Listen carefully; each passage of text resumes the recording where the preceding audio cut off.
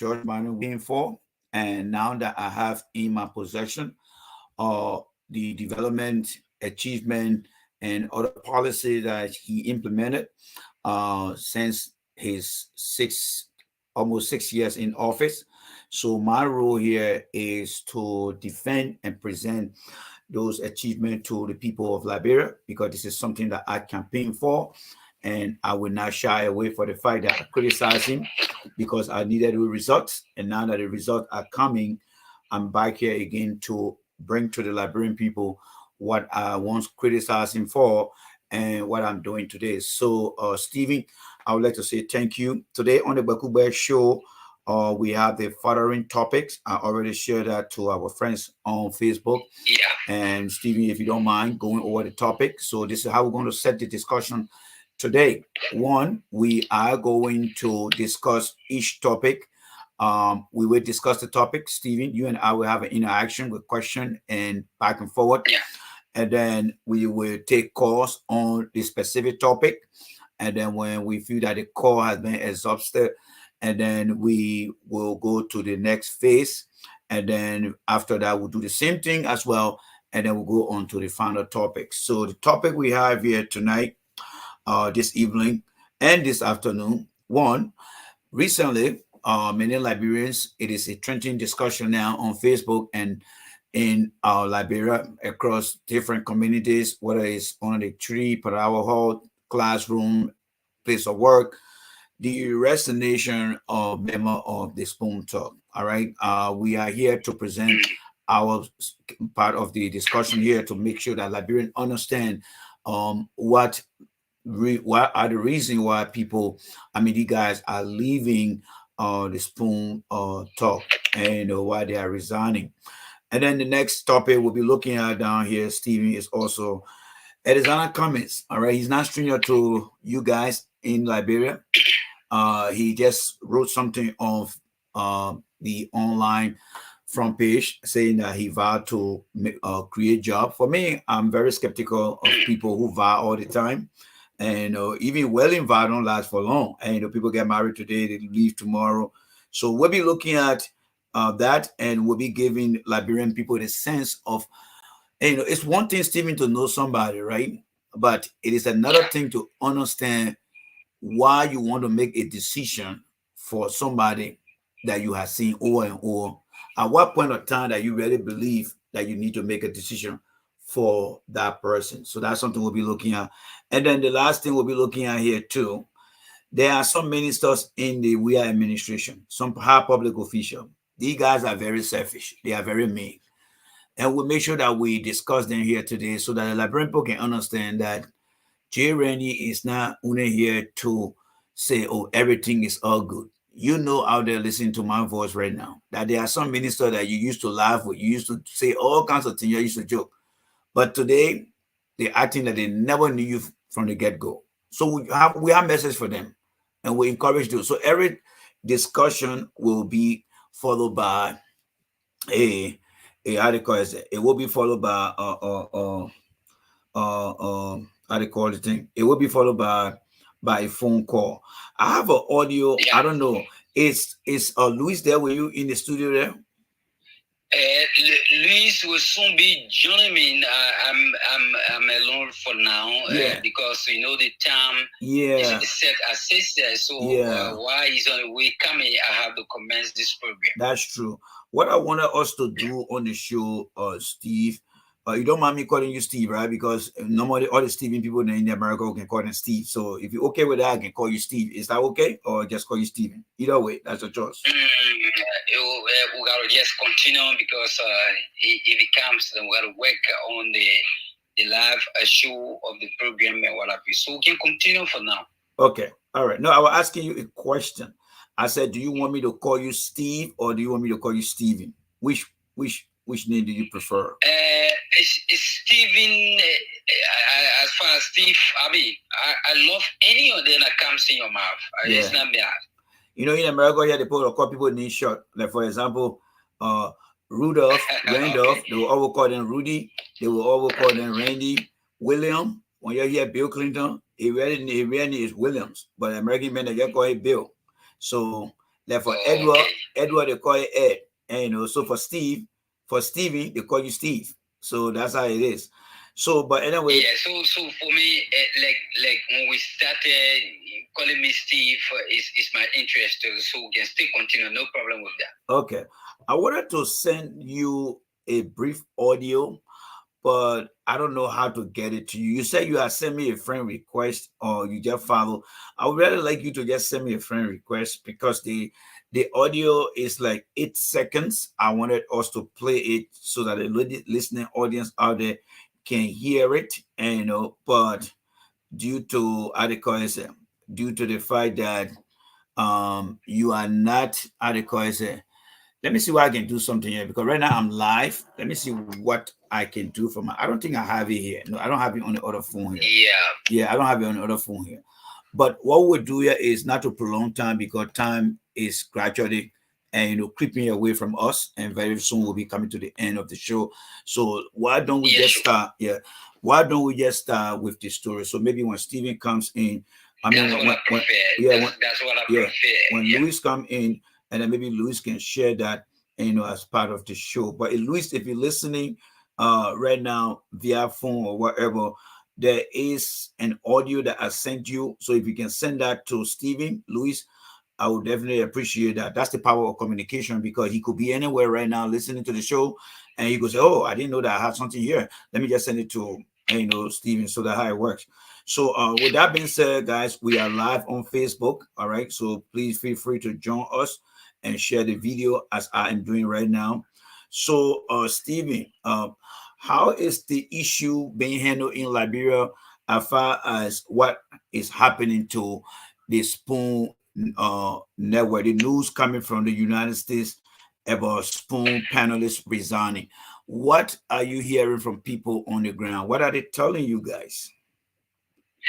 Yes, really, like you rightfully said, it has been one of the discussions on the social media. I just read through one Buffy's post on Facebook who talked about why couldn't he be pleaded guilty so that probably the punishment will be reduced, or pleading not guilty. And if it is proven that most of what is being said, everything is going to be confiscated. So he was like thinking that yes, indeed, they can succumb to to the case, so that probably when the verdict is coming down, it will be lesser as compared to the permanent one that we should take out of the criminal result with respect to the case about.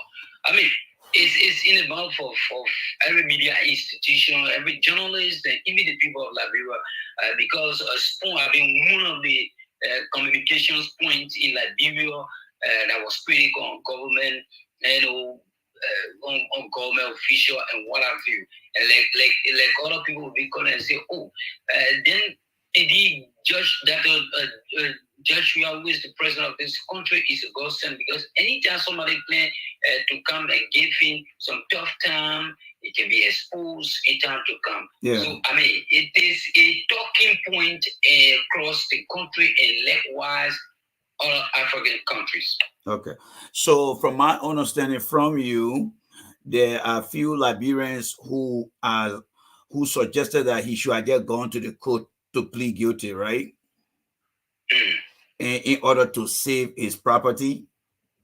Yeah, in order to say that was like I said, one of the Facebook posts I read from the journalists who are know too good. One Buffy, Rachel Buffy, who was suggesting in a way, probably instead of, because most times if you go to a criminal case and you do the court and no, when they do the arraignment, when you say you're not guilty, they go to they do the in-depth, they do due diligence by providing all of the necessary evidences that the court might see and have been convicted of the crime. But for any reason, you stop at the too many evidences and succumb to what is being alleged against you.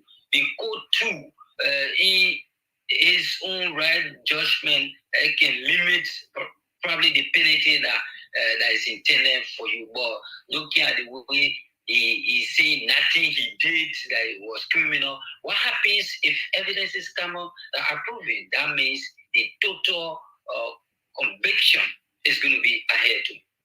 Yes, and that is absolutely true. But what I would like to caution Liberians about, we are dealing with a situation in a very uh, advanced country, and there are different choices that people have in terms of whether they want to plead guilty or not, but they are being advised by legal counsel. Some of the legal counsel are people who make money because, let's say, if the guy plead guilty, the legal counsel will not get enough money. And so sometimes the legal counsel, their business is to make money, is to say, look, let's do it this way.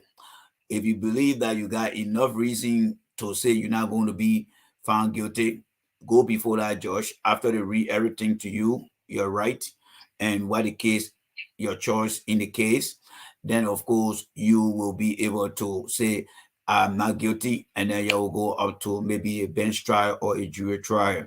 And that will give you the opportunity for people to come maybe during the hearing of the case. There will be people coming out to say good things about you, but at the same time, there will be other people coming out. Yeah. And at the same time, there will be other people coming out who will say something against you. But either way, that is the beauty of the judiciary system in the United States.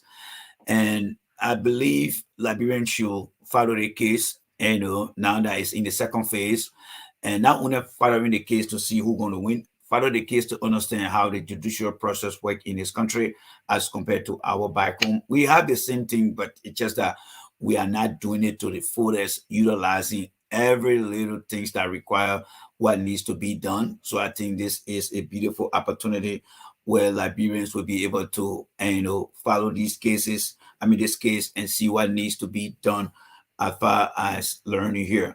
But what I wanted to do here, because we are not lawyers here to come and discuss this case in detail, but what I want us to look at here from the case, one is the decision. All right, the decision from the panelists. Yes. So I want Liberians to understand on the discussion that we are having here, Jay Rennie is going to place emphasis on the panelist decision and why, from what we call CYA in the United States. There's CYA in the American cover your something, or we just call it CYB. CYB. That money A from there because the A is a very nasty word that I cannot use here. But the CYB means cover your butt. All right. So the resignation that you see coming around here, from what I observe based on my experience in this country, handling different cases here as far as my work ethics go.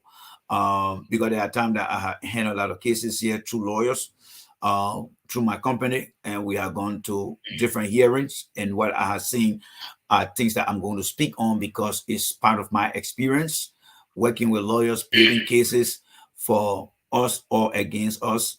What I notice here there are times that people will come out and want to make their case, but based on legal advice.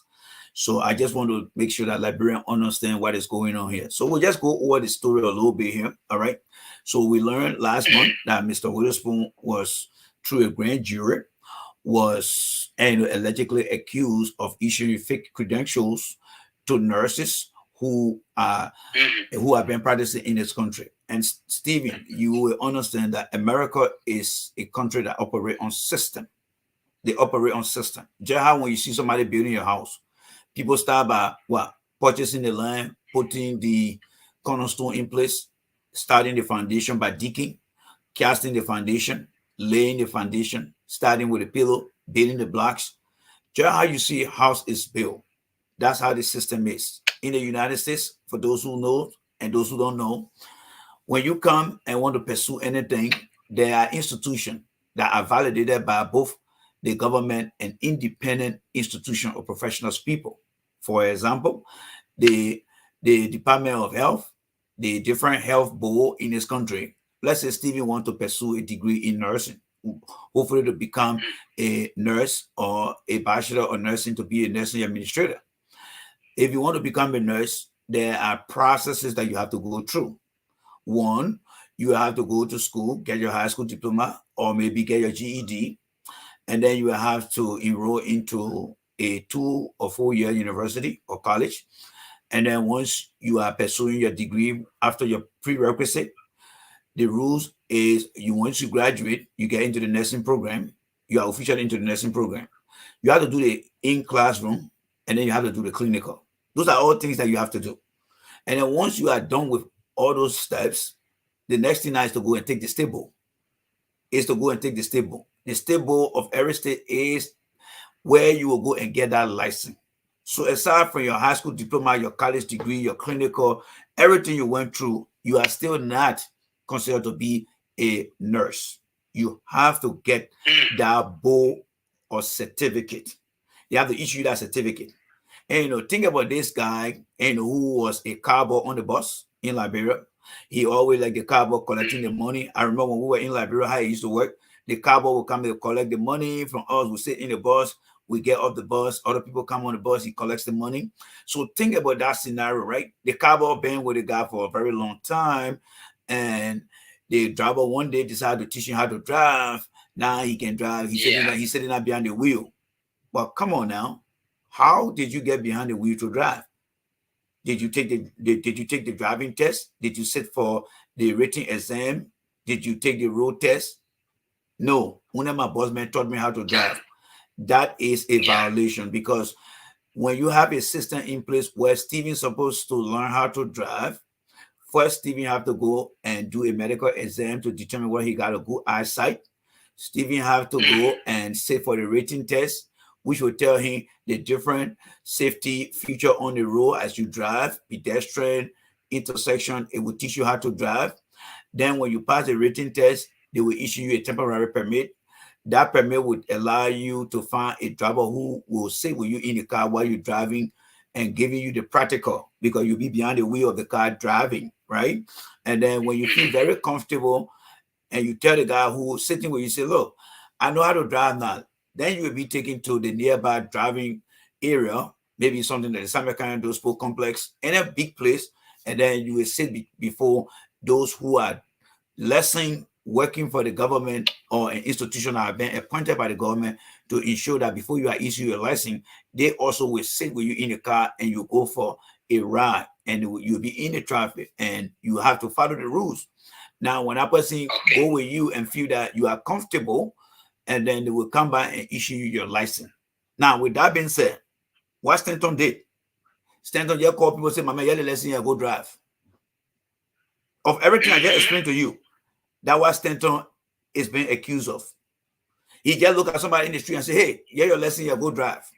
So everything I just explained to you guys, that's what Stanton is doing in the system here. He is being accused of undercutting the American system. Maybe another example, Stanton in Labrador giving you, Mama, you get passport here, boom, you get the American visa here. Go to the airport, go to America. No interview, nothing. I mean, there are many examples that I can give that he has been accused of. Now, with that being said, he's not guilty because he got a part of story to tell. And that's why when he went to the court, he told the court that I am not guilty. Yeah. He said, I'm not guilty. Yes. He said, I'm not guilty. He would tell the judge, say, I'm not guilty, because he believed that he got a story to tell. But as far as the FBI goes, the FBI is one of the biggest institutions, if not the biggest institution, that investigate cases in this country. You see, in the United States, the CIA is the Central Intelligence Agency. They go around and collect information. They collect intelligence and share with the military, they share with the FBI, but the FBI is the investigative arm. So they had done their due diligence, and on Mr. Witherspoon and other 20 or 25 more people. So they got the information. But in this country, they will tell you, say, before you kill the baby, go care to the water star, let it drink. So his first appearance in court was all about making sure that, are you Stanton Witherspoon? Yes. This is your social security number, because everybody that born, that come to the country, they give you a number. Is this you here? Yes. Can you state your name? Yes. So they will make sure they identify him physically. Like people will say, bring the man living body to us. So the first appearance is about bringing his living body in court, or maybe by Zoom due to COVID now. All right.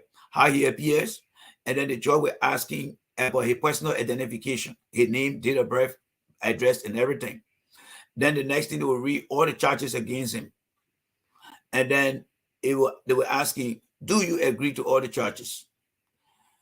And I mean, do you plead guilty to all the charges? And now when he would say no, then he would say no. In the case he already said no, and then how they call it, they will say, okay, you cannot be released. If there's any bill bond, maybe they will set the bond, and then you have to pay. If he doesn't have it, maybe depending on the code, they will allow him to stay in jail. But if he got the money to pay, then he will pay. But from what we learned is, and he had a tracker on his foot. They had taken it, removed the monitoring tracker. He paid, but he has surrounded his passport, his passport. And I don't know whether he took away his driver lesson. I don't know. But what we heard, that he's completed, as I call it, documentless, or let's say he doesn't have any document, and he's home. But I don't know how far can he go geographically. I mean, sometimes when you hear those liars then on the radio saying, "Oh, Joe, we are in New York. He can't go to play. He can't go to play," and so. But which is always being a lie. When the president comes here, he travel anywhere he wants to go because he's not limited.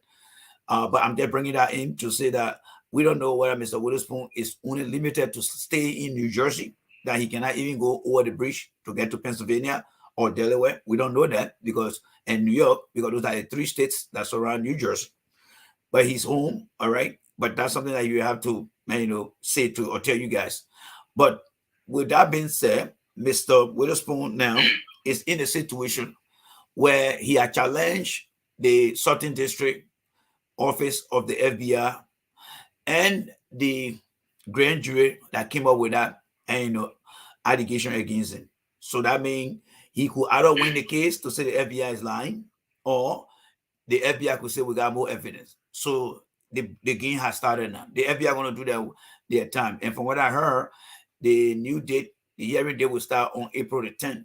Yes, April the 10th will be the new hearing date. So Rene. Yes.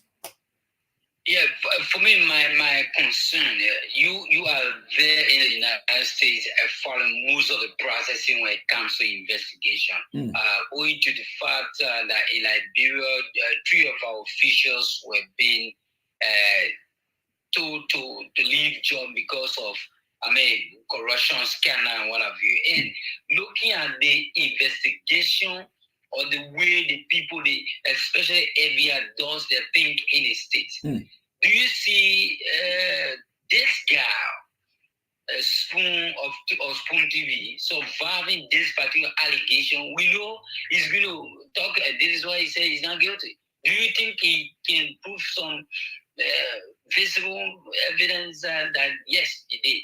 I'm going to go scot-free. Well, the fire is, and I'm going to base my answer on what has been provided to the public here. One, Mr. Witherspoon, according to the indictment documents, he owned 50% of one of the colleges or health institutions that were issuing the fake credentials. He owned 50% in that company. All right, so that making it owner. Now, what they also observe that most of the certificate that came from that school. Imagine, Stephen, you own a school and there are fake certificate being given out, and you are the owner of that school. You are holding and solely responsible for whatever comes out of that because you're supposed to have administrative control.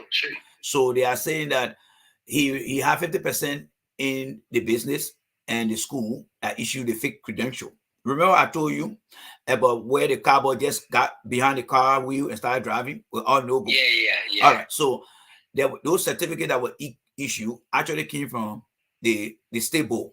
Yes. They gave them information to go straight to the state board and take the test, and they passed the test. But they never did the clinical. That is, the guy never learned how to drive. He never sat with somebody who can drive. Who can drive, a good driver that teach him how to drive. They bypassed everything. So they went and gave them false document. So you got a school. The school did not take you for clinical, what we call practical. You did not sit in the classroom. And they just give you the certificate and say, go take the state board test, and you pass the state board test. But the state board is like the Ministry of Health giving license for doctors in Liberia to go and work at any hospital. But the guy did not go to AD College. He did not do a practical at AD College. And Stanton yesterday now somewhere in Monrovia and say, hey, my man, get a document here. Go to Ministry of Health. Let Ministry of Health give you license to go and be at JFK. License to go be at Emory Hospital. License to go be at any hospital, whatever that Phoebe. Go operate there. That's why he did. And that's why the people are alleging that he did. But he is saying he's not guilty because what they posting is not true. So to your question here is, can he get out of this? Well, what I think going to happen. What I think going to happen. Every school, every student that went to that school that obtained that diploma, they talk to the state board and say, hey, I graduated from the school here, I'm ready to take the state board. They're going to examine each of those diploma and they're going to call each of those students. And they will be asked to tell their side of the story. And in telling their side of the story, they will either tell them, say, if you lie to one who found the truth, you're going to jail for life. So you tell me, if you're from Liberia, you know you depend on your mind, your mind depends on your brother and sister depend on you. Will you rather lie to say no? It's not true. Now, and you know very well that you never went through the clinical, because when you go to the clinical, they will find out which school you went to and they will have to look it up. So when you lie on any school and they say you're not there and you never attended there, there's another trouble there for you, because our schools that can sue you too for lying on you. So with those information on hand, all right, it put Mr. Witherspoon in a very big situation. Yes. So we just wait to see. Yes, that he may be able to handle it, but through his lawyers to see what can be done. So there's a way to go beyond we can handle, because there are legal minds here who are seeing this thing over and over. But here's the thing here again. Now, to the part B of your answer to your question, those people who got that certificate, they came and went to other states, still like Texas, New York, Delaware. Some of these states in the country here, my brother, number one, they don't let black people. I will tell you that. Number two, their law, they got state law. Why it is true that we got United States? They got state laws. You remember the guy who came with COVID, with the Ebola to America here, he went to Texas, they killed that guy, and they burned him. Nobody saw about it. That was Texas. Now, state law, let's say if the FBI, because the FBI is now in charge of the case through the something office in Florida. But let's say the state of Florida say, my man, the thing you did it in our state, so we'll try you at the state level, not the federal level. Then Delaware say, my man, the thing you did, you were having school here to issue certificate, so when you finish without an investigation, will come in for you too. Then you go to New York. New York say, my man, you send some people down here that didn't go through the process. When you finish with Delaware, we'll come in for you. Then Texas say, when you finish with New York, we'll come in for you. Now, every state got their own punishment if you are found guilty. So imagine if each state coming for him. Imagine that. Texas is one of the states that you don't mess with in the country. Texas can look at it, but that thing you did all year, begin you looking at 100 years to life. So really, for instance, each of the states maybe giving you 6 to 7 years. Are they going to be taking into consideration all of the states that might find you guilty of that with a yes? That was the FBI, because the FBI is the head now. So if the FBI taking over, that means the government is taking over. And so that means you should be thankful for that, because it's like all the children in the house say, I won't pay my debt. The father said, no, I will pay all of your debt. So you should be happy, because let's say Delaware say, okay, we'll give you 20 years. Texas say we'll give you 40 years. New York say we'll give you 30 years. You know how long you're going to stay in jail for? That's a lot. So that's a lot. Yeah, because every state that people went to, that people he issued a certificate to, if they went to the different state, all the state will feel that somebody tried to honor their system, and they want to know why you did that, and they'll punish you for that. That's what they will do to you. Now, the bigger picture here now, here's another thing here too, right? All right. So those nurses who work in the hospital, and this is the one again that will go after him again. There are people in the country now. In America, the number one thing that people like in the country is money. People love money in the country, Steven. One day when you can, you say, yeah, Jay already told me. People love money in the country. If they can't wait to get the money, they will do mago thing to get the money. Now, there are some people in the country now. You know what they're doing now, Steven? No. They're going around right now and calling their lawyer and say, Now they say the guys on nurses then I did not get good degree. You know, one time my Oma died in a hospital there. I want you to please help me to find out who are those nurses that work with my Oma before she died. Now, that's a question that came to my mind. Yeah. Really. So what becomes of those people who the fake documents or degree were given to by this particular man in question? Yeah. So let me explain that part, and we'll put everything into the proper fit. So there are people around this country now, Blago, well, they all now looking at. They just looking for money now. Like you put your fishing hook in the water now, thinking some kind of fish will catch that water on that sunny. They don't know what happened, but they just calling on their lawyer then to say, you know, my son, my daughter, my wife, my uncle, our grandpa died in a hospital over there. Then the lawyer will come and say, okay, we want to put all the medical record, nurses, doctor that took care of our clan, mother, uncle. We want to see that documentation. What's going to happen there? Why it start to put the documentation, they go low and say, oh, they see Jean Doe. Jean Doe, yeah, she came from the school that is under investigation, and she was working with your father before your father died as a nurse. Whoa! That big lawsuit coming to the hospital right there. So those are what we call the subcategory of what may happen in the situation. So until somebody come and sit down and explain to our people based on what have been released out there by the something office and look at the case, and those are all who live in the country and understand what people can do to get money here, it's going to be a long way to go. So I see people say, oh, let God be there. Well, God will do a part, but God gave man the ability to rule this earth. Yes. So let's see what will happen in there. So now what New York is doing, New York, from what I learned, and it has nothing to do with the case, but a hearsay. That means it's just people giving information out here. Some people are saying the state of New York is calling on all the nurses then. For example, they're telling the nurses then, well, if you also there and you know you graduated from that school, because the hospital, they already been checking their background. Most of the hospital have been checking all their background, they know their name. And they finish submitting that document to the how they call it, the law enforcement or the law division are responsible for that. Because the FBI will send message all over to all the hospital then. You need to get all the people then with a fake credential. They will send all the name of the school to all the hospital and medical institutions in this country here.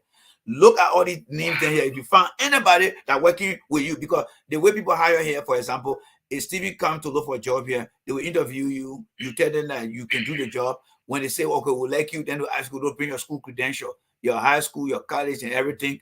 And then they will find out from the president, and then they will bring you in. So by then, the human resources already got all your information. So all the hospital then will start looking at those school lists, and then they will go and start to look in their human resources file. They start looking for names. And then when they start spotting the name, then they'll call you, Steven, yeah, my man, you graduated from that school. Don't come by here again. Now they not fire you now. But at the end, the only thing they're doing that, don't come here to come more trouble here than what you have done for us here now. Then the investigating arm now, the way the man say he's not guilty now, they're going to start calling people now. So New York now is saying to all the nurses then, if you went to that school there, Jack can't tell us that, yeah, you went there. So that way we can get you on record. Because it is one thing for your employer to tell us that you were there, but we just want to hear it for yourself. Now, that is something we call a trick. Why is it a trick? When let's say when Stevie go out to the New York authority and say, oh yeah, I went to the school where they, okay, tell her what happened. And then when you start telling them and say, okay, we got enough evidence against it. Who are the person you talk to? How much did you pay? This one. That's how it will start to go. And they will start bringing people in. And then during the time now for the hearing, some of the people will come. Sometimes they call them state witness. They say, okay, you sure you met him, man? Yeah, I got everything. Yeah, all the man signature. Okay, you know what? We're looking at 7 years in jail or you're looking at 5 years in jail. But when you come with all you talk for us, guess what? We'll tell the prosecutor, we're going to give you 2 years. 7 years, 2 years. Which one? Oh, I will take over 2 years. Then when they go for the hearing, that when the people start coming out, they call them state witness. Yeah, I went there and the man gave me all the document here now. So that is what we're looking at here. That's what we call the gravity of this case. Yeah. But we just discussing everything now based on all the different scenarios. Let Liberians understand that what we are saying here is not how it's going to be, because I know you very well. But we're just discussing what we now hear. Yeah, what we now hear and what has happened in the past. That's why we're basing the thing on. We're not seeing the man guilty. We're not seeing this, but what we're hearing is what we're putting together here. Now, let's come back because we are pressed with time here. So, most of the institutions the man has been working with in this country, the institutions have been closed down. They are not open to the public anymore because they don't meet the standard to operate anymore. Now, Mr. Witherspoon has an online program called Spoon. Yeah, Spoon Talk. Yes. Now, the FBI, there is something called PRC. All right. Person, POC. POC. Okay. All right. It's called POI, rather. POI. Person of interest. POI. Person of interest. Now, and there's something we call precautionary principle. Precautionary principle is that somebody tells them, yeah, all the water in EWA, the people closing the wedding down now. But you wait in Mama Point, and you got where in Mama Point, and they put where to EWA. The precautionary principle tells them, let's go draw more water from in our way before they put region. That's what we call precautionary principle. Now, the FBI is investigating Mr. Stanton Witherspoon. And every people that he came across, there is a possibility that they can call them to ask them. They're not going to arrest them. They're just going to ask them, Mama, yeah, well, we watched Spoon, we saw you with a man. What the connection between you and the man here? And that is one of the reasons. And I'm speaking for America now. I'm talking about Liberia. I'm speaking for America. Yeah, sure. I'm speaking for America. So those of you in Liberia and some of the people who left from America here and went back to Liberia, there are some Liberians who live in the Liberia, America, and for some of us who live in the United States of America. Those who live in America here, that I call the Liberian living in America, they don't want to do the thing the Liberian way. But I'm going to explain it in the American way. The FBI is carrying on its investigation. Anybody who is close to Mr. Witherspoon that they have seen, there is a high possibility that they can call you for questioning. Some of the question will be, they men were doing business, are you aware of it? Or have they ever given you anything, any idea? It is your right to say no. But because he's on an investigation, the FBI and there were people who said even some FBI undercover went to that school and they got that document too. That's what we heard also. Yes. So they went there, got that. Some people went, let's say we call undercover. We are hearing that some people went to the school and went as students and they paid their money and they got everything. That is the rumor we're hearing about. I would not say you should trust it until we get to see it. But that's what we heard. Yes. Investigation still ongoing. Yes. But that's what we heard. Now, when the FBI started to do their investigation, because when they get to know about this guy, and in the country, my man, when you come in the country, you social security number, even at that embassy, when they make the fingerprint, you finish. The only men in America will not know about that. The men who are not going to that US embassy, never taking any fingerprint, never a picture. You okay? But whenever you go to that embassy, they take your fingerprint, they deny you visa. You already finished in the system here. They can find you. Yes. So the fact that the investigation is taking place, they will start looking at everything Mr. Stanton Witherspoon is doing.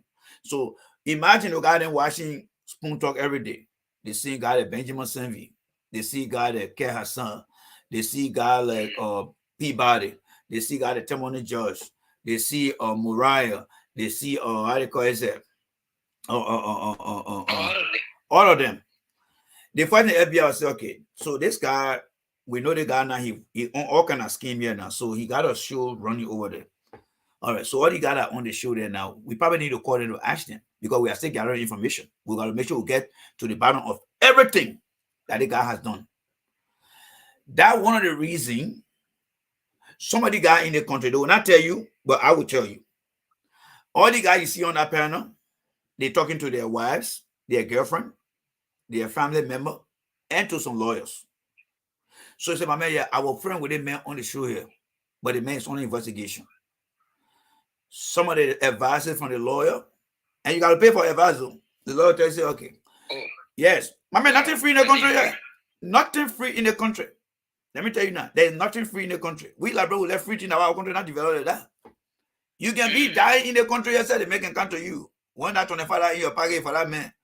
The man will just be telling people, I take my 25 from the mayor, but the man dying. But I want to make sure I don't steal from here. I take the 25 from your pocket. And you see me take the 25.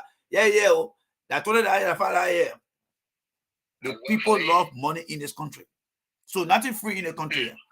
The only thing that free is an elevator. But I'm hearing that now they will be charging for elevator. You put your little quarter inside and they carry you up.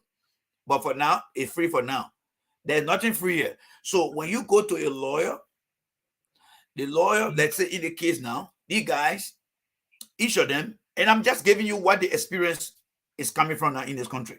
They may not tell you guys, but I would say 9 out of 10 times of the list of answers you give me, what I'm about to tell you is one of the reasons. And it's based on my experience also.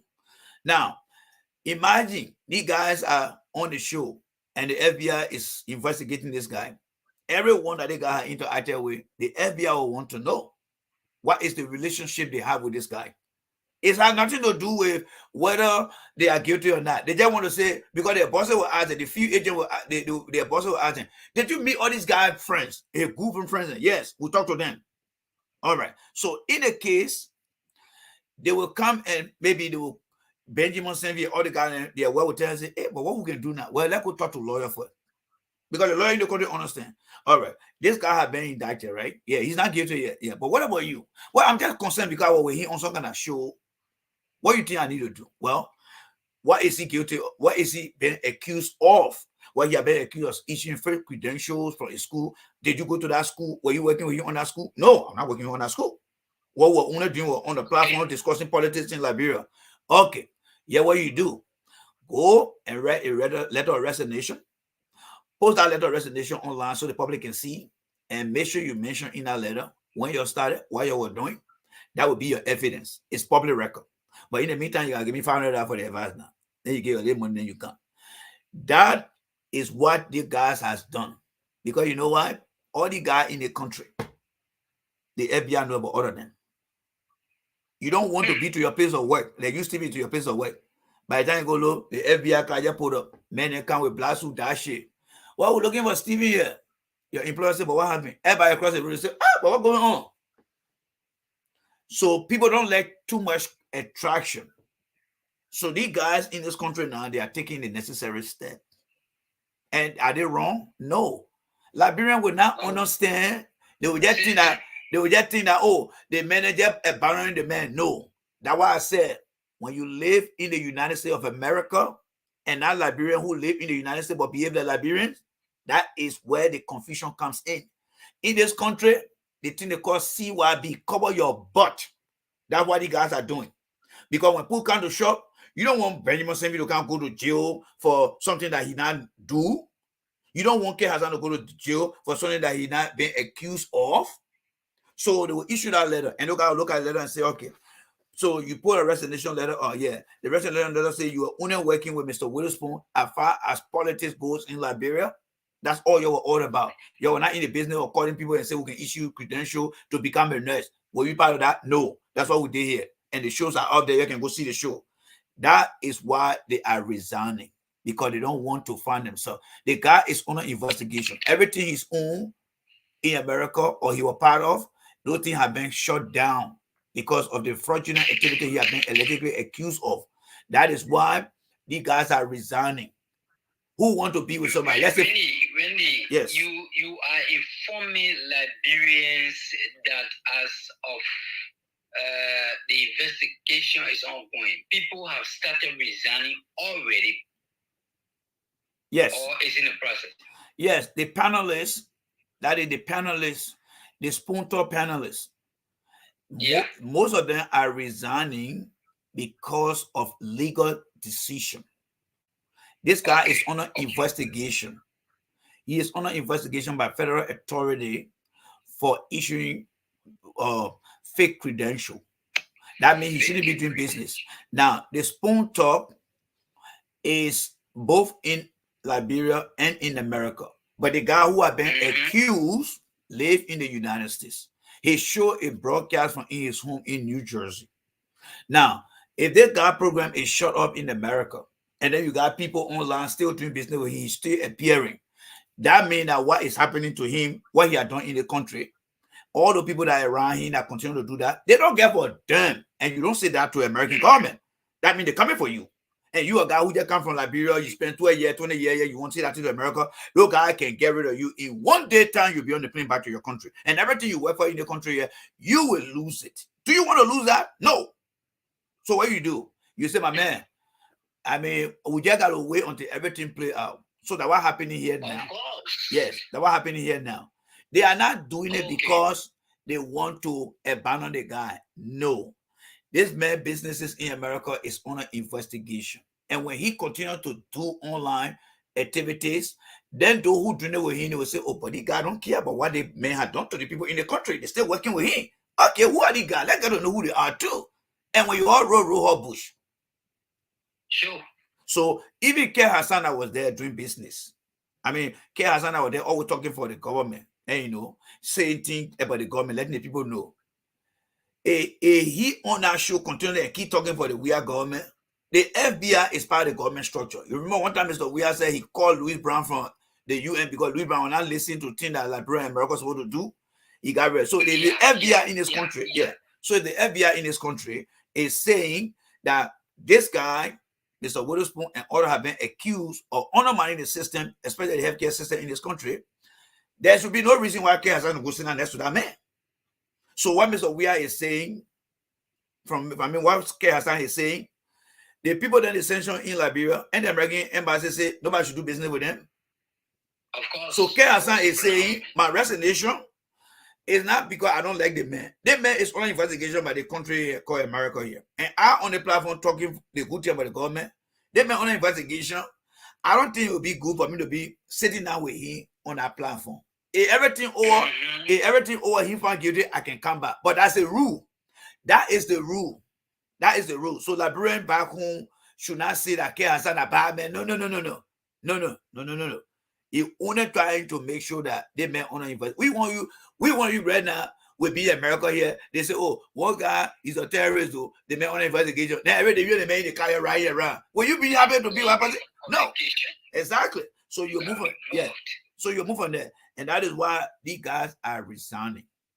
Then that resignation they put in there publicly is to inform any decision that will lead people to come to them and say, okay, we made a decision to go and interview these guys. And then they will bring all those letters and say, they let us say that we only were doing business with a guy online where we're only talking about issue in Liberia. It had nothing to do with the healthcare. They say, oh, that's true? Yeah, oh, yeah, the video there. Oh, okay, John, man. We just want to make sure that you guys are not part of this thing here. Yeah, okay. Now, it's up to you now to go do business with that man. And we start doing that man and they're coming for you again. But you don't want to be on any documentation of the FBI because when the FBI meets you, they're going to ask you for all your information. And they'll take everything from you and they'll investigate it. And you're going to be part of a document now that will be on you now for the rest of your life in this country. You don't want that. Yeah. So that's why the guys are taking the precautionary. When I say precautionary principles, that's what these guys are. That's the measure they're taking now. So Liberians should not see it as somebody who abandoned the guy. Because when you think about it, what Mr. Witherspoon was doing, he did not call the guy and say, let's go do our thing. No, he did it with his other group of friends. So he had other people that he was working with on the other side, and at the same time, he got other people he was working with on the other side. So that's why the guys are making things clear. So nobody should get mad with these guys then. They are only trying to cover their butt. They got family. They got their girlfriends, they got their wives. They want to live a good life in this country here. If the man come out clean, he will understand that these people were only doing it to protect themselves because he was on an investigation. He just need to be exonerated from this particular criminal issue. But don't you care really to tell us how many persons, I mean, those who are they the only people in America that were working with Spoon TV, were giving those liberal pieces of advice to resign. How many are we talking about? Well, as far as I know, online, K. Hassan resigned. According to Mr. Witherspoon, he said it came from the high up in the government, but that is something that I will not believe until I hear it from K. Hassan himself or I hear it from any representative of the government. Because for me in this country, someone who is part of the Department of Homeland Security will not just tell people what run away that I hear. No. So I will just reference it from him. according to him, he said K. Hassan said he was resigning because somebody in the government told him say he shouldn't be over there because of what he's going through right now, Mr. Witherspoon. So K. Hassan has already resigned, and then on that very day, as he was speaking, we saw some type of resignation that came from Benjamin Senvi. All right, you see these guys. Then one thing I don't like about these guys, they don't do things the way people do things in America here. They love to be in the face of the camera for Liberian to see them and other people to see them. But when it comes to them taking their commitment responsibility, it is one thing to write a letter. But how do we substantiate that letter? It could be written by somebody else, right? And post it on your page or create a fake page. What I'm saying in short here is, if you found something and you want to resign, come right on your own page. Look, gentlemen, my name is Benjamin Senvi. I know you guys have been seeing me with Spoon for a very long time, but due to the prevailing situation, which I cannot go into depth, I am officially resigning from the Spoon Network group of panelists, and I'll be issuing a press note on the media. That means you got both audio and you guys, but these guys are fucked up. I'm sorry for my expression here. And, you know, they are not correct people. And, you know, and that's why I have problem with them, because right now I could give you all the names that resign, but some clever librarian will say, J. Randy, I hear you talking over there, but how sure are you that resignation is not a fake something? Because they're not speaking up. Exactly. So we have to authenticate that. And the authentication has to do with the fact that they need to come out and state their name, and people see them and say, okay, I will officially resign. Yes, that is the American way. And now the Liberian in America, they're doing the Liberian way. So with that being said, let me just give you an unofficial, unconfirmed resignation of names. K. Hassan, number one. We have Benjamin Senvi. We got Peabody. We got Temoni Josh. Those are the 4 individuals so far that have resigned from the Spoon Talk panels. They are not panelists anymore. And Mr. Witherspoon only confirmed Mr. Kev Hassan, because while he was saying that, the other 3 guys were already sending in their letter of resignation. But for me, I would love for them to come out on their page and say, yes, what you see out there, we actually wrote it. That will be enough. That's all. The resignation messages out there, we wrote that. That will clear everything out. That for me will give me a 100% satisfaction. But for now, I still got it at 90%. The 10% is up to them to do that.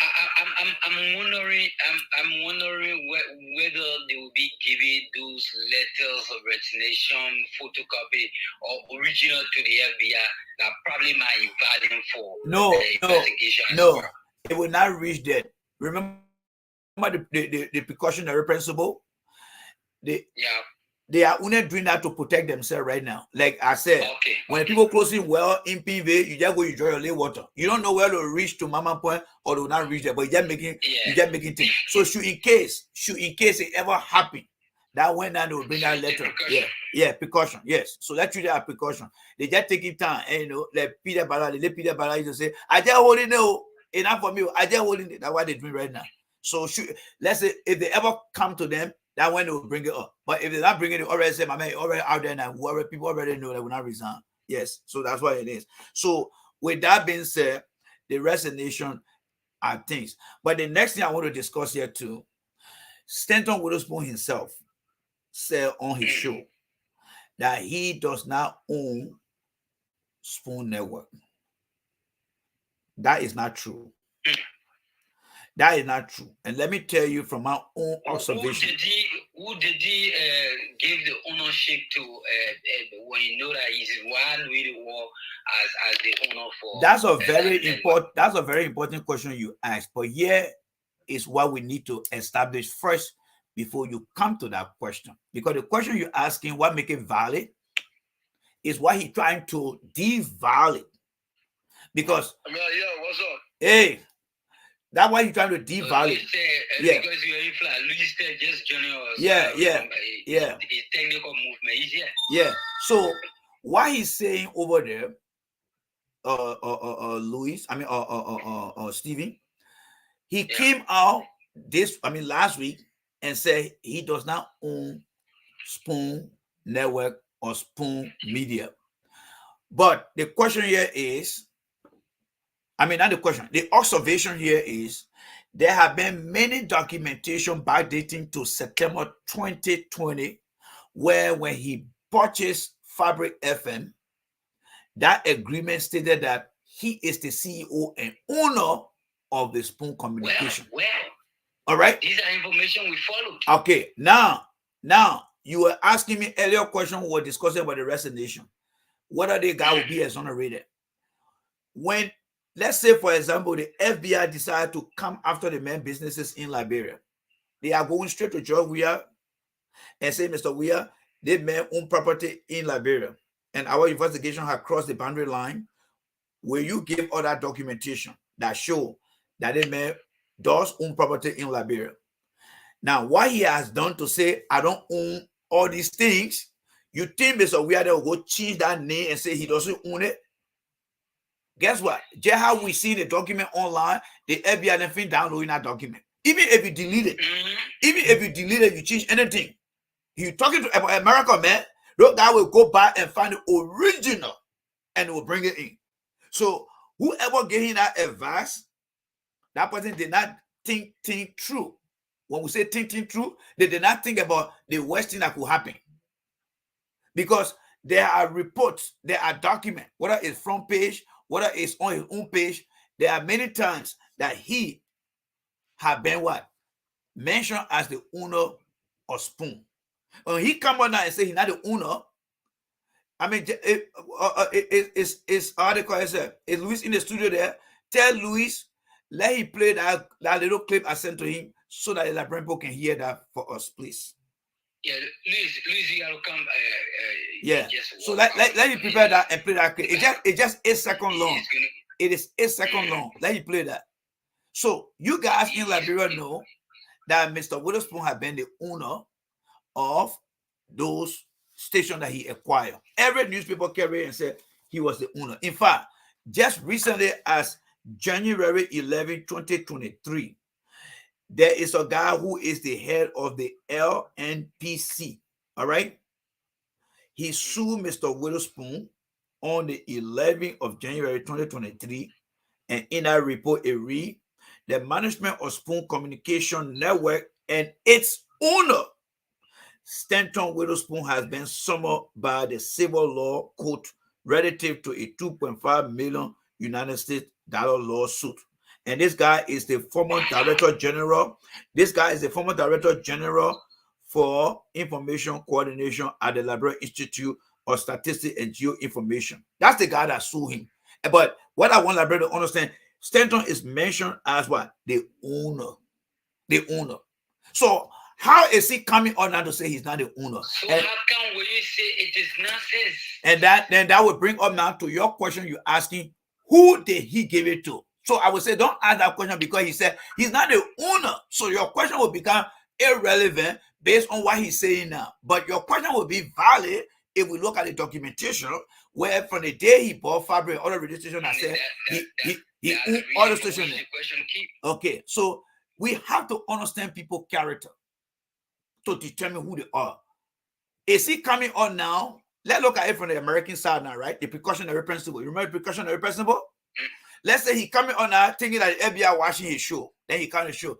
I don't own Spoon. And that's for me. So he's trying to send a message to people who watching him, such as the FBI then, saying on his show that he don't own Spoon. But I just worries. What about the documentation? The way they will catch him. So whoever advising him, they actually begin ask out of him. All right. So we leave it as that. We end it on that part there. And let's try to take a few calls. And then from there, we'll come to Mr. Cummings. Okay, so a reminder, you're listening to the Ghab-Ku-Gbeh show with Jay Rennie of the United States of America. We've just been joined by Luis, but Luis is taking a little break. You should be back. So you listen to the discussion, and some of the panelists, about 4 persons' names, have been called, have resigned because of some precautionary reasons. Just listen to Jay Rennie be very explicit as to how the case is ongoing. And don't perceive anything because he's not a lawyer. In fact, he's not a member of the FBI. But what is being observed is what is being talked about. So in case you hear anything on this program, because God likes coming up and it has to do with Cummings vying to make job creation and a priority. If it becomes president, these are topic line on one of the topic line on to be talked about. So you can put your calls through on what you just listened to on 0775 360 356 0775 360 356 0555 679 089 0555 679 089. And you're going to be a part of the Ghab-Ku-Gbeh show. Today is Sunday, the 19th of February 2023. The time is 11 minutes past 7 p.m. here in the city of Ghab-Ku-Gbeh. That's right at the Japanese freeway. So yes, we just anticipating calls, but Randy, most of the radio stations are being poor because, like, I just listened to what you say. You say he's not the owner, he doesn't own property in Liberia. Now, Fabric used to be operating on her own, all the radio stations. Some of the journalists, because they passed over to a school network, so some of the, even when the discussion came, a lot of journalists who work for this particular institution from other radio stations are shying away from what is happening. Yeah. And he's telling us he doesn't own Spoon Network, whereas most of the documents, especially for the Liberian arrangement, carries his name. Yes. So that would determine the character of person that we're dealing with. And Liberian, I mean, nobody hate the man here, but let me just say something here, right? While we wait for the call. And this is very important. I forgot to mention that before we get to Cummings. Stephen, in this country, what you never saw at the current age you had. Hello? Okay, go ahead, Renee. Yeah, what you had never experienced at the current age you are. And no matter how old you will be when you come to this country, you're going to see a different life that you never imagined you could see on the face of the planet. The black people in the country that include you and myself, and even the slaves that came here that turned into born African American, there is a tendency of the white men that believe that we are not smart people. The white people believe that we are not smart. They think that we are just a bunch of people who steal and cheat. So what Mr. Witherspoon had done on the bigger scale, let me let Liberian people know. What they accuse him of doing, that when you listen to the FBI or prosecutor, he said there's no shortcut. He was not only speaking about what has happened in our case. He's letting people know that they don't tolerate shortcut, because many times people feel that black people cannot compete in anything in America here, especially the white people. They respect the Chinese people, they respect the Indian people because they say they are very smart. But for us, the black people here, they don't respect us. And we try every day to compete in this country, encouraging our children to do the right thing. We fight hard every day. So what this guy have been accused of, it even sent a more powerful reassurance to the people that will keep telling you guys, the white people, the black people not smart. They look at the other men and issuing credentials to people to come be nurses in our system here. So that is the largest extent of what the things mean. But some Liberian people will not understand until they come in this country. And when they start to see it, I know they say, oh, Jerry was saying the truth. And don't call me at that time, because I will tell you, you fucked up. You should learn before you equip yourself. So that is the biggest thing that is happening here, that we cannot compete. And I know there are Liberians that can compete. Look at the president, for example. The president was in Liberia, or somebody took him and came into Europe. He came out with a Ballon d'Or. But because of race equality in this country, the white man just feel that he's better than the black man. Even though the black man is trying his best. People are seeing it. Still, they doubt it. Then you find somebody now go do the wrong thing. That's our position. That sometimes our presentation matters to them. Exactly. So when you find out that, so let's say you are a Liberian in America here right now. You're working. There are Liberians working all over the place there now. Let's say when the hearing started, the next thing you go to show your man stand on the national news there. Oh, there go one of the guys who have been accused of issuing fake credentials. He's a Liberian. Guess what's going to happen to every Liberian in the country right now? Your white friend, your Chinese friend. Oh, and not to mention Liberians who are nurses here now. We're not going to go start looking at them now. That guy like Liberian, the other one a Liberian nurse. Maybe that person got a degree from that place. Then they start checking you all now. That is the stigma that is going to happen here. History has shown that even in America, the American had, go ahead. Let's take this call over. Good evening. Your name is Jonas from. Go ahead. You are clear on the Ghab-Ku-Gbeh show. Let's hear you. Well, my name is Avid E.J. Political. Yeah. Director from Joseph Bay City. The squad is forcing, frustrating, exciting to see a horrible man, a wonderful, trying to make people questions things for me. You cannot be a owner of a radio station that almost for this population that don't know that a radio station for you, and then you come up to see the radio station is not for you. You know, my brother wants to really try to say, if you don't have anything to see in a situation, it is better you have it fire to the truck and then people question and expect a reason. Oh, we lost him. Sorry. Yeah, just make sure you keep the call to 30 seconds because we are pressed with time. So just make sure you keep the call to 30 seconds, Stephen, please. Yeah, he's gone. So you listen to it, that Witherspoon has brought shame to the people of Liberia, especially so clearly the people that those materials are not his. Yeah, I mean, the caller is right because what it shows there is bringing his character into question. People who believe in him, and there are documentation out there that every journalist and even the regulatory body in the country that will sign document when it comes to acquisition, like they're buying something, and he was there, he was present over there. So now, why is he coming out? It's not like he had.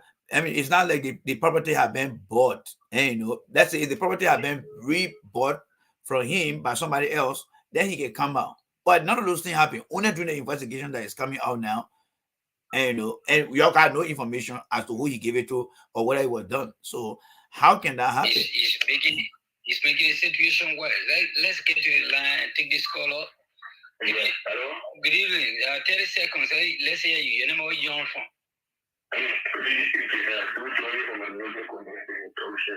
Let's hear you.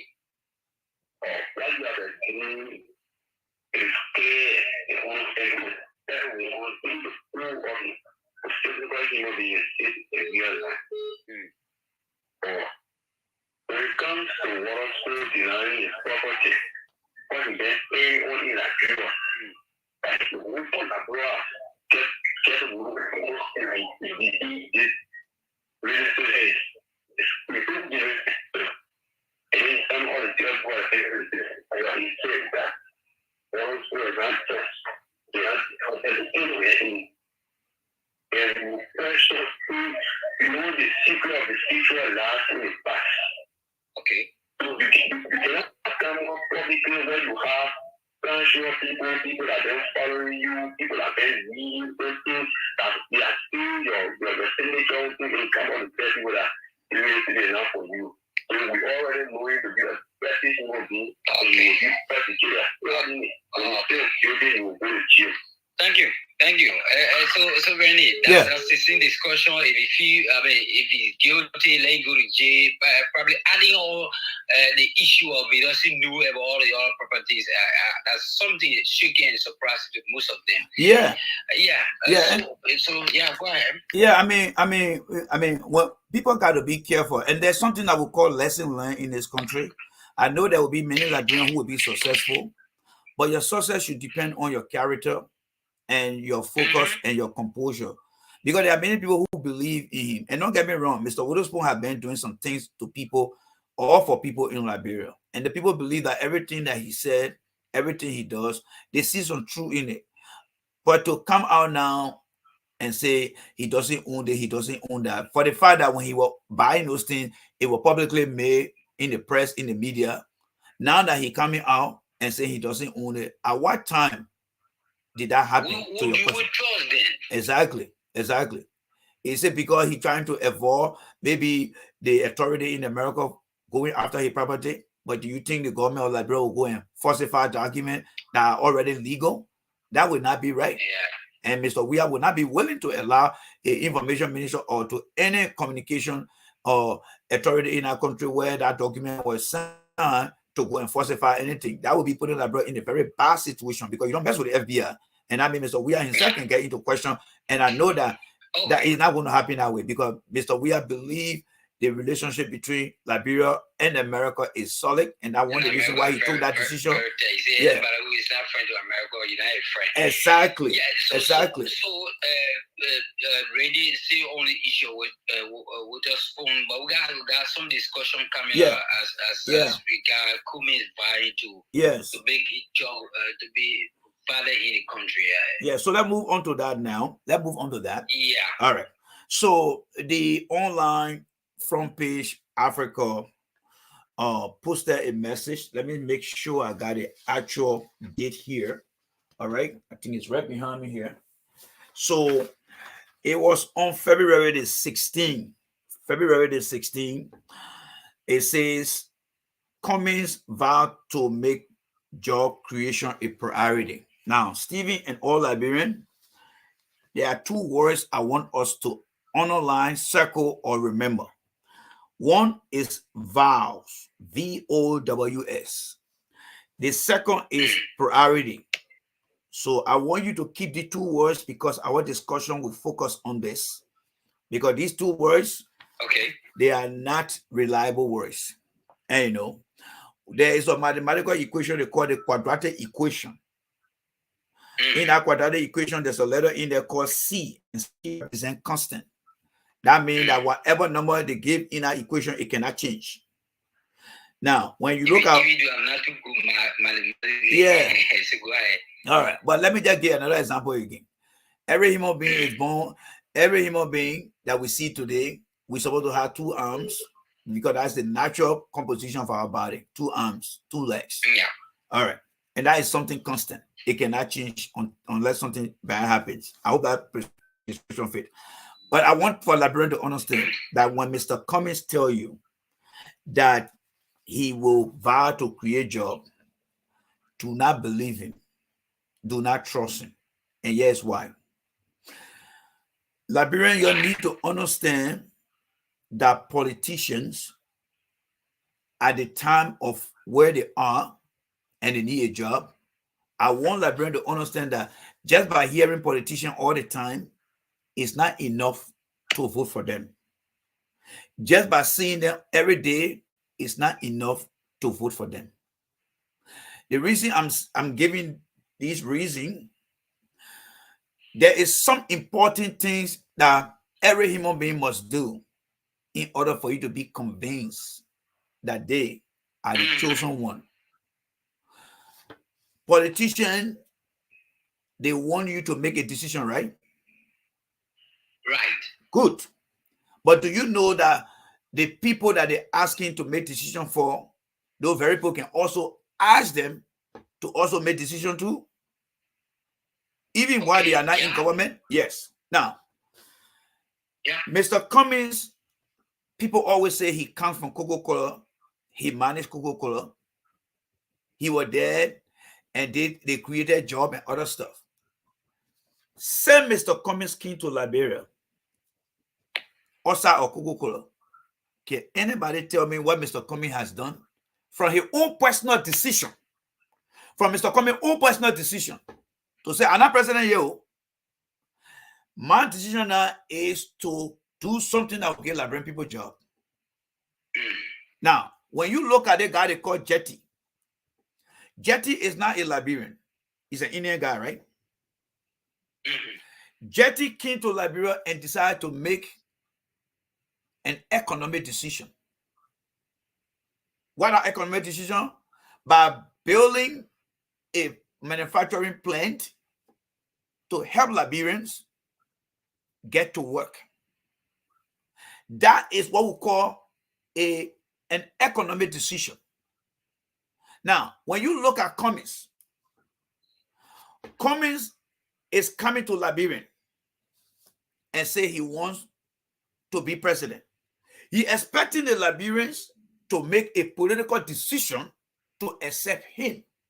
But he coming who say he from Coca-Cola created job, he not ready to make that economic decision to put Liberian to work first, so that Liberian can put him on the job.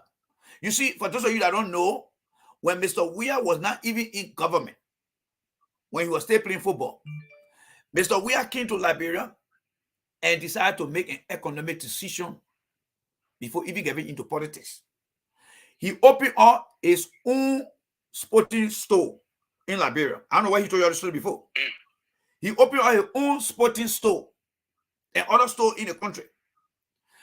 He made an economic decision and said, you know what? I got money. Let me open my store and let me hire people to work. That alone showed to people that Mr. Weah did not wait to be president or senator to create jobs for people at that time. Even though the business broke down, businesses can break down. In America, plenty places now closed down in the country here. Plenty places now closed down. It's obvious. The fact I want Liberia to understand, every human being on the face of the planet, they can make their own decision. Jetty decided to make an economic decision to benefit Liberians. He not running for public office. Mr. Weah, while he was playing active football in Europe, decided to make an economic decision by opening up stores that will allow Liberians to work. Just how the Lebanese people got their store. Mr. Cummings, on the other hand, is only looking at Liberian making political decision for him before he can make an economic decision for them. Without setting an example. Good. But if you think about Mr. Cummings, don't just see him as somebody that didn't make an economic decision. Oh, you'll be wrong. Mr. Cummings already made an economic decision when he got to Liberia. But that economic decision was only for him. People say that he got a big building on the boulevard there, right? Mm-hmm. And there are people renting from him, right? Right. And so that is called his personal economic decision to benefit what? Himself and not the Liberian people. You follow me there, Stephen? That's what he did. Unlike Jetty, who is looking at creating jobs for Liberians, where he will open a manufacturing place, Mr. Cummings decided to only create an economic benefit for himself without even giving the Liberian people an opportunity to benefit from other things. They got a called Simeon Fremont. Isn't Simeon Fremont one time wanted to be part of Liberian politics? Mm-hmm. And he got business in the country there? Mm-hmm. Okay. Simeon Fremont decided that even while I'm trying to be president in this country, I want to try to create jobs for Liberians. That's his economic decision for the people. He's not only making political decision, he's also making economic decision. Liberians who are opening businesses in the country to help other Liberians to get jobs, they are also making economic decision. There is something called decision tree.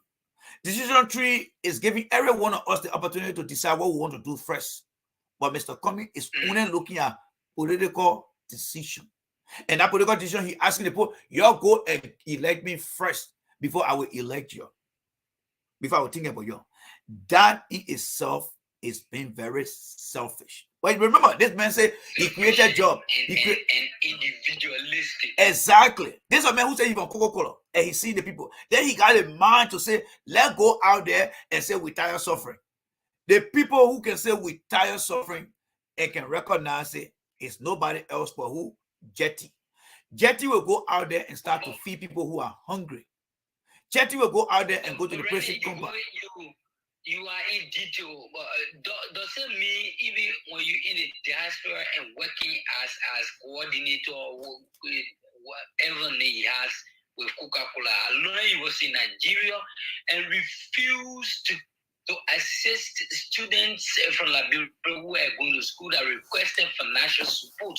Don't you think be a way helping a Liberian wherein you come tomorrow and say I want SYZ to assist to in that direction? Because the likes of that we are president for the country now, did that in so many countries when we were refugees in Africa, in Ghana, in some other countries.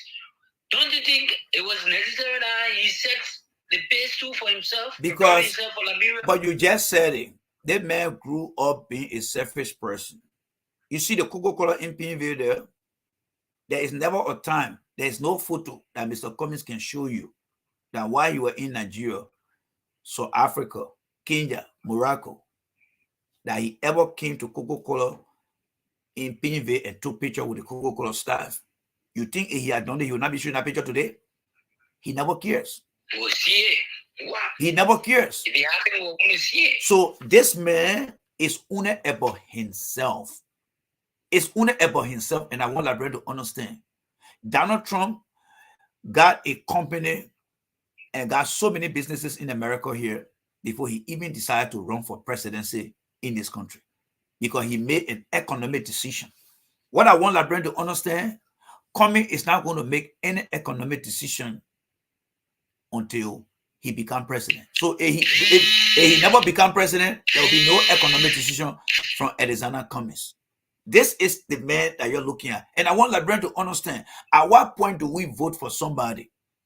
If Jetty were running today as some kind of politician, I would tell Liberians, Jetty is somebody that made an economic decision for you guys,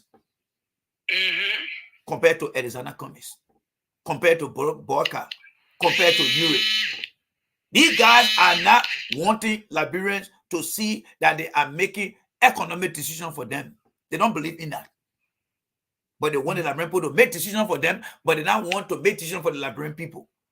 That's exactly who Alexander Cummings is. And do you think people can tell you? No.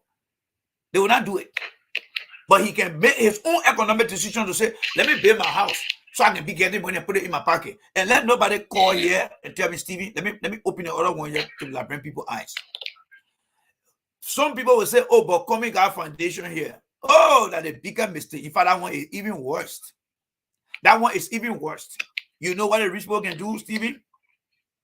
Stevie, if you come to America here today and you win billions of dollars in the lottery, if you stay in the country here and don't give that money to charity, I can give you in the next 15 years to 20 years, you will be broke. Because the federal government will take money from you every year. So you know what Mr. Cummings is doing with that foundation? Everything that Mr. Cummings is giving to the Liberian people in the form of that foundation. You know that between January to April, that when people do taxes in America here, he will come to America here and tell the people, say, I gave this thing generator to Liberia, I did this. Then on his tax paper, he will say, I spent my money on poor people, and the American government will gain that money back in your pocket. Wow, so the mass commercializing Liberia. Oh, that's why we need to have the discussion. If Cummings say I'm lying, you're asking for his tax paper. Liberian, listen to me. Say, Cummings, can you provide your tax paper to us? Because you see, when Bill Clinton came with the Bill Clinton Foundation, when Bill Gates came with the Bill Gates Foundation, these are rich people. In America, when you rich, they say give money to the poor. The way you can give money to the poor, that the government will not take money from you, but the government will give you money back, you can go and open your foundation. And then we start giving money. That's why you see Bill Clinton, Bill Clinton come to Liberia with the Bill Clinton Foundation. You will see the Mandela and Bill Gates Foundation, because they got money. They don't want the government to take all and give it, because if you don't get the money, the government will take and give it to the poor people here, and the government will take more. So they go to the different poor country there and open foundation. So when they come back to do their taxes, then they say, we help the people. So that thing they think Cummings doing, Cummings getting money back in his pocket. But he's not telling you. He's not telling you. That the same thing CEO was doing too. When Mr. Witherspoon can say, God can bless you on Sunday, all that money he gave him, if you're not going to get into trouble here, you're going to put it on his taxes and say, I gave him money to my foundation, to the Liberian people, and the government will give him money back. That's what's happening. Liberians, you open your eyes. Y'all got to find J. Randy on Facebook to be in power. Knowledge is power. Cummings is making economic decisions for himself and not for you guys. But he wants you guys to make political decisions to get him elected. That is not right. Joe Weir doesn't have foundation in America. Ghab-Ku-Gbeh show on Max FM 96.5. I'm in conversation with J. Randy, double of the United States of America, like you said, preaching what is positive in the minds of Liberia as we go to the 2023 or 2010 polls for the general and presidential election. Cummings was not set any example when it comes to economic empowerment. Is wanting to be president. So when you get it for before you do it, when you put it power, and you do it. And really, we in the second half of our time. Yes. You still got even some of our government officials that are very mean. We'll come to that. We'll come to that because we discussed it before. But let me put the other one in here quickly. Remember, I told you about the vow and the priority.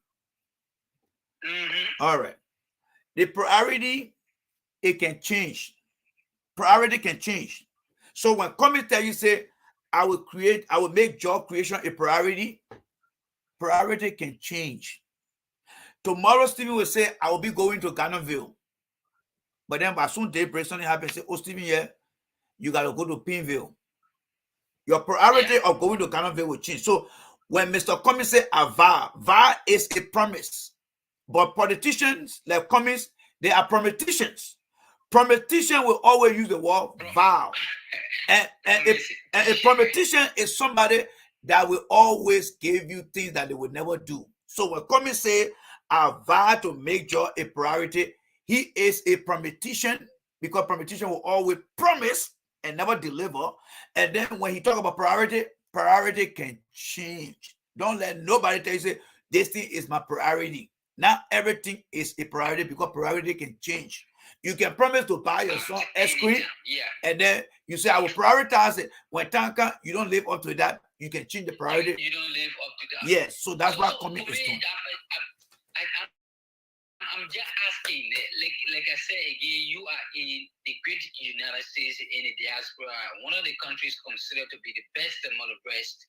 And Cummings has been Coca-Cola, an international institution.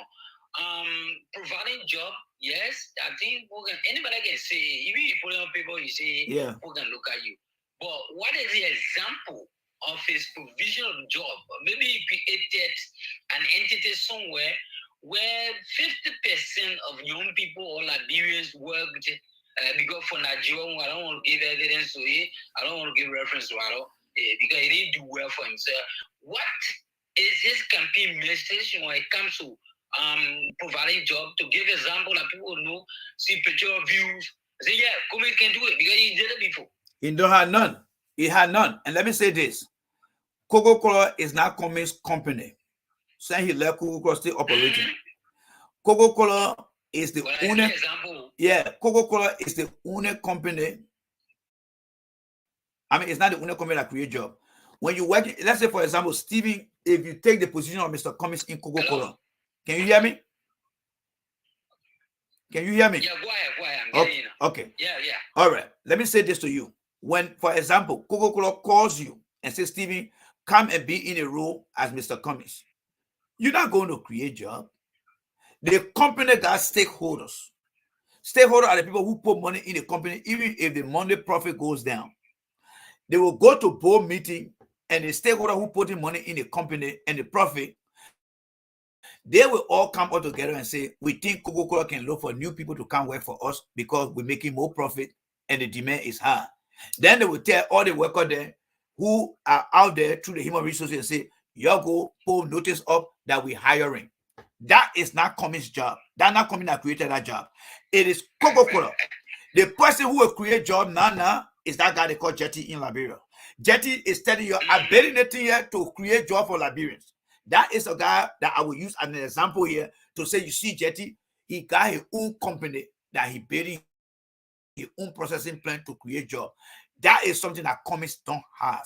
So when Cummings say, I will create job, he lying to you. And to your point, asking Cummings, where have you created job? Where have you created job? So when you hear people telling you, say, Cummings will create job, they are essentially lying to the Liberian people, because Cummings is a prometician that never created any job. He's misleading the people. So with that said, let's get to the minister then quickly here, because we want to start taking calls. Yes. Fellow Liberians, let me say this here. Time is slipping away. Yes. Let me say the fellow Liberians. There are some of you right now that will be listening to me and all have been listening to me. There are some ministers in our country that you guys, one time, you used to sit down together talk about things in the country. But since though God took office, it's like they came from different country or different planet. They don't know you guys. They are very, very mean. And it's because of some of them that many seditions are moving away from the party. My message to you today, if you're sedition, listen to me. Please do me a favor. Send me the name in my inbox about any minister or director or high government official who you knew before and today is acting like he or she don't know you. We will discuss them. But in the meantime, these guys are so mean to their fellow Liberians that the people they live with in the community, they don't even care for them. They're not asking you to go steal money.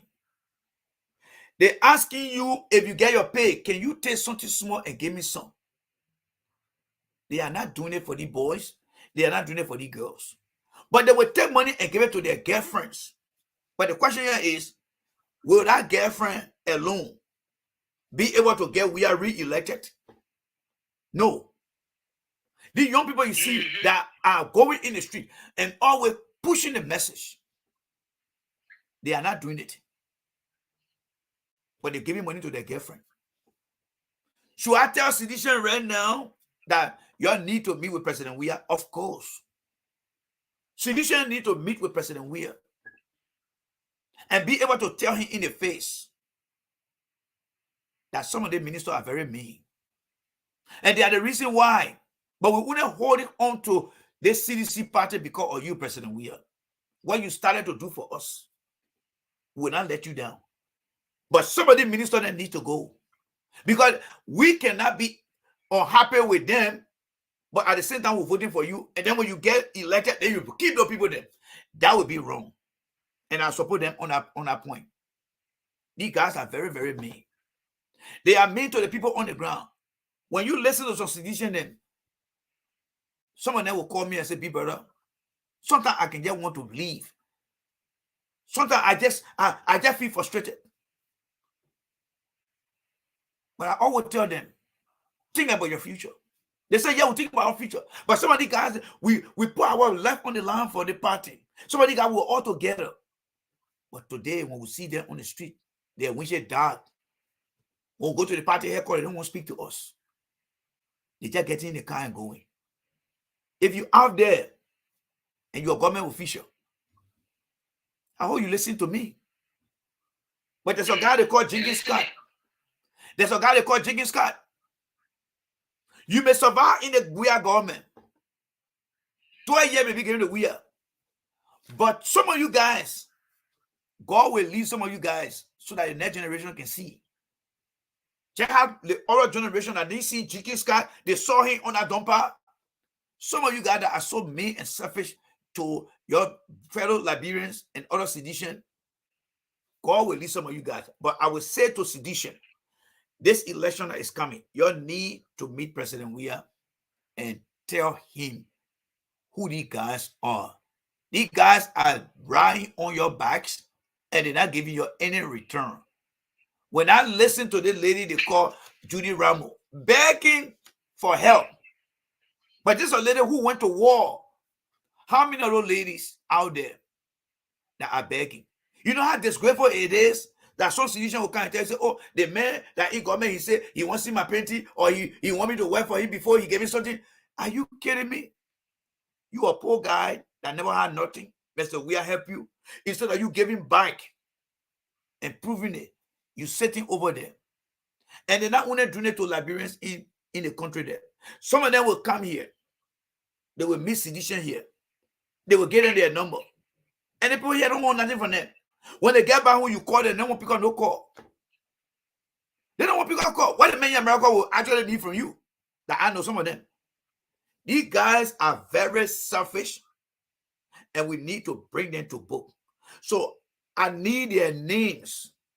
Somebody just do me a favor and give me the name. That's all I want. I'm like the alligator in the pond. Just throw the meat to me. I will be able to eat it. That's why they call me the red meat. Give me the name. These guys are not fair, Stevie. They are treating their fellow Liberians, not just sedition, but they are treating Liberians very badly. Yeah. How can you be a minister? How can you be somebody God don't even need nothing from you? They just want to stand by you and take picture and say, yeah, I'm a minister there. But they're not doing anything. What you think? You think our government for you? Let's just close our job. We are losing that election. You're nothing in our country. Let's just close our eyes for the sake of the conversation. Now, let me real here. Today is Sunday. Me, I don't go to church. Let's just close our eyes and job. We are losing that election. What will happen to the minister then? That never will come to the point in the community. Huh? Why you can go to church? That will be another topic for another day. Okay. Thank you. Go ahead. Yeah. So, what if something happens, so we are in the election? All of you guys in a something. You will lose your position. It's getting serious. You and us discussed the last time. We got a group called the Aids of Gashien that one of the observations that making some suggestions, some of the Liberians to look at this government bad because, like you said, the ministers or some of the directors feel they are up there that they will never come. I want to speak to the weird Shin. If you are a weird Shin, listen to me now. Send me the name of a minister right now. We'll get that discussion this week and over the weekend. Send me the name. Someone will contact me. I will get it. Send me the name. They all reach out to Stephen and give me the name. If I can criticize Mr. Weir from the beginning, he is the first citizen of the country. He is the CRC of the country. He is the president. If I can criticize him and what I needed in terms of the documentation, they are sending me the documentation. And today I'm validating what I campaign for. One more about the good for nothing minister there. We are sharing Liberian. If you know any minister that is selfish, send me that name. Send me that name. Let the Liberian people get to know who that person is. We discuss them here. Because Mr. Weir has been doing so well for the people. Denzel Washington brought Weir to Hollywood and show Mr. Weir to the world and say, you see what the man is doing for the people of Liberia. He's not a mean person. If he was mean, he was going to be the alien. He was going to take people from in America and taking nobody from underground. But he went for most of you guys underground. And because you guys came from the same community, you are showing to even the opposition that you don't work for them. They give you the opportunity you're taking against your own people. We will not allow that to happen here. So if you know any minister, the name is J. Randy Joppo on Facebook. Stevie is also here. We are sharing Liberians. Send me no minister name, folks. And don't let them come to you right now after hearing it. Oh, my man, yeah, let's let here. No, they only do it so that you can't get to me. Don't let them try you. I don't care whether that Samuel 12, I don't care whether that Jefferson Koji, I don't care who that person is. We will make sure we discuss it here. You need to understand. You guys are the one that got the power in your hand to make them what they are today. By your flipping that vote, they don't get that power. And I want to give that power back to you. I want to give you that power. Let them respect your power. In America here, starting from next year, you will find politicians there. Government officials then will be coming in all the communities and taking pictures of people. That why in their service, when you call them, they will pick up that phone. How can I help you? Or they'll tell you, I'm not available. Please call. I will call you back. Please leave your number. Because they respect the power of the people here. These good for nothing ministers over there, some of them, and I'm not saying all of them. I'm speaking to the ones who are very, very mean. And we'll be discussing it. Anytime we bring topic out here, we'll be discussing it. But I need the names now. We already now open the Pandora roaring, the can now. But the next time we come here, we need those names. So, Stevie, open the line. Let's take a few calls so that we can wrap it up. The voice for J. Rennie Dopo from the United States of America on the Ghab-Ku-Gbeh show this evening. We started since 6. We are still discussing issues of relevant concern that change the destiny of our country. We've been discussing the likes of Stockton with us from friends who have resigned because of the investigation ongoing. Let me go to the phone line quickly and take this caller. Good evening. What's the name and from where you join us? My name is Chime, let's hear you. Well, I don't want to speak to this issue, but rather provide little knowledge for people that have been to this nation. What I still may have been here tonight is more on the side. Okay. Okay. The other thing that is secret of the secret now in the past is the tension of this country. And that blood gets better, it depends on the secret or the message. So if you come up with us, we do this country to us. Every day, we seem to be a serious person. Now where in that sort thing, or then you come out to see all you want to happen for us smoking. Okay, Stephen, we got less time. Stephen, we got less time.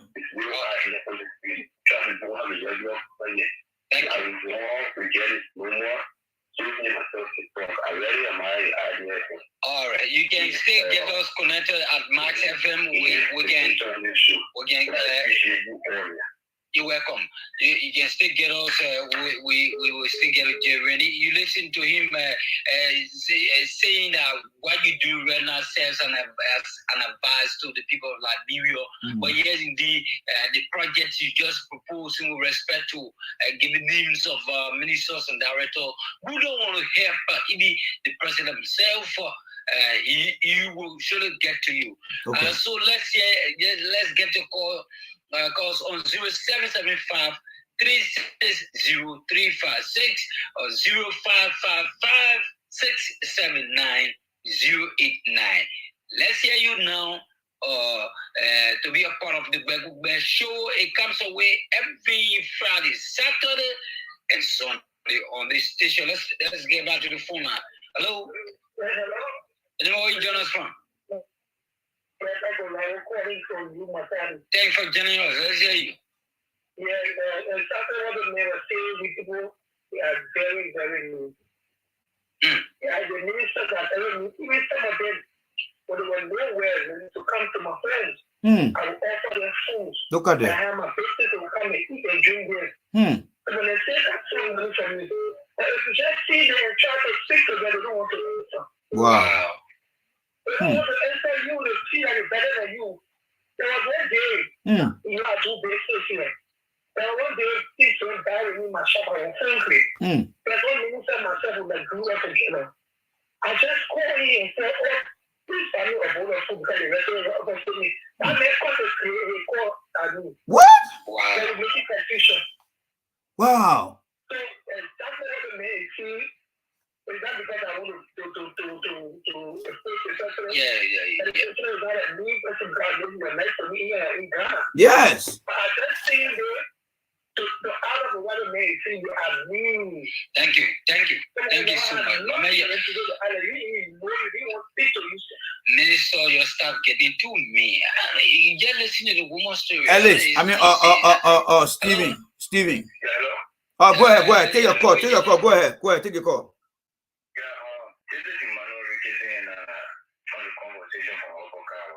Richardson, thanks for joining us. Let's hear you. Yeah, thanks very much. You know the reason why you have Cummings and Baka and other people misbehaving all around the state is because of some of our ministers. Oh wow. Okay. If our ministers were open to us, look, we would not be going through prejudging acting that they go, only they can make sure we are the ones. Look, we call on most of the platform. Some of us we are not working, but we use our money to call on this stuff on most of the platform. You will not believe that 2 days ago I was in problem and I called somebody, the person telling me they don't know me, so they can't get me. Wow. Elaborate me. I'm telling you, he's just the minister. In fact, I said that, I don't know what. I know him well. But did you just listen to Randy what he said with respect to his upcoming retirement projects, and anybody who does not want to support any better as a million or sedition, you should reach it. Yeah. So, okay. Last day I called one of my friends told me, I said, for me, I don't think I will call on it because you know how it is we live in a community, we live, everyone will call on the radio, we criticize, create politicians, I was left as a risk. And then you just prophet, I didn't probably read that, I speak to you, I called that man, he said that, listen, wow. Next person, we are exploiting you, wasting you, big man. And then I call him back on WhatsApp, and let's laugh at me, well, I'm going to speak cool to you. Reggie, that's somebody you know. I said, I know the person who I know the person who remains there. I'm saying that they don't know me, so they can't help me. Reggie, yeah. These are the things that we are going through. Let me tell you, the minute I'm never looking at last week in our community. Honestly, that's a shame there. Some of us were not working with the people that are committed to the struggle. But little problem will definitely call you, will reach out to you. Look, some of us were not a beggar, but everybody can just change. That's natural. That's natural. These guys, I don't know, President William, very good big brother.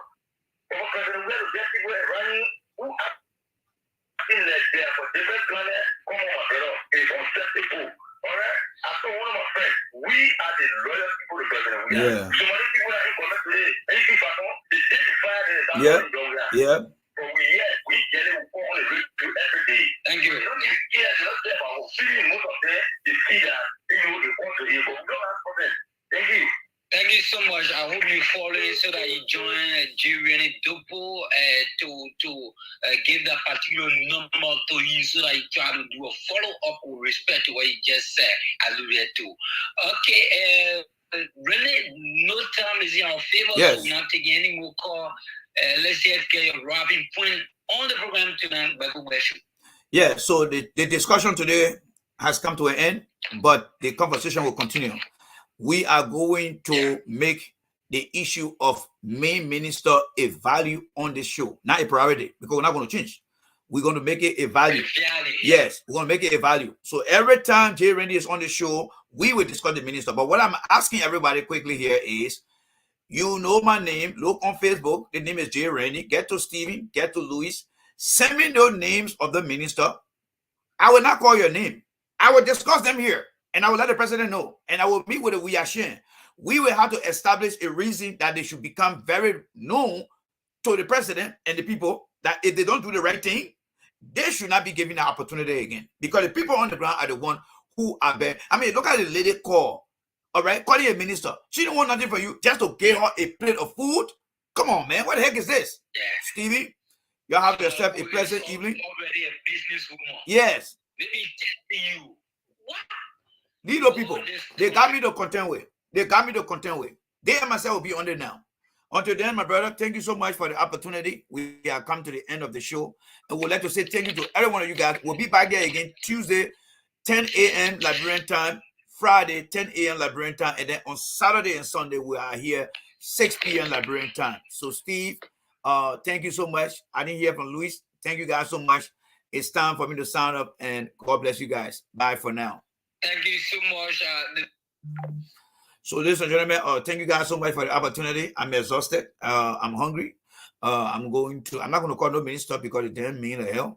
I'm going to find something. I've been drinking my tea here, so I have to go and find something to eat. And then hopefully by this evening, we will be back. Tomorrow is President Day.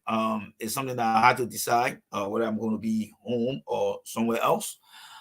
But we're so happy. But we'll be back this evening, all right, to discuss on our usual platform. And thank you guys so much for the opportunity. We have been broadcasting on my page, on my Universal blog, my group, on YouTube, on Twitch. So we've been all over the place today, and I'm signing off. Don't forget to send your donation. As always, we're making a plea. Don't forget those who are done their part. Thank you so much. God bless your hands. Don't forget. Until then, see you guys later, man. All right, bye for now.